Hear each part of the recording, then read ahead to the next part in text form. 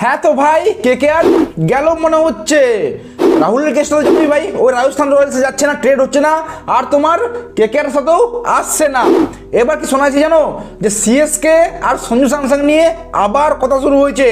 এটা ক্রিকবাজ রিপোর্ট করছে ভাই যে সঞ্জু স্যামসং অ্যান্ড সিএসকে আবার কথাবার্তা করছে। আর এটাও শোনা যাচ্ছে ভাই যে সিএসকে একটা বড় প্লেয়ার দিতে রাজি আছে।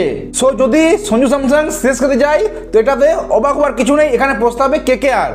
যাই হোক, টি-20 ওয়ার্ল্ড কাপের জন্য 5টা ভেন্যু সেট হয়ে গেছে ইন্ডিয়াতে প্লাস শ্রীলঙ্কাতে। ইন্ডিয়াতে দেখো আমাদের জন্য খুবই খুশির খবর, কলকাতাতে আছে একটা, আর ফাইনালটা হবে নরেন্দ্র মোদী স্টেডিয়াম আহমেদাবাদে, এটাও সবাই জানো। এছাড়া মুম্বাই, চেন্নাই অ্যান্ড দিল্লি, এই 5টা জায়গায় টি-20 ওয়ার্ল্ড কাপ খেলা হবে।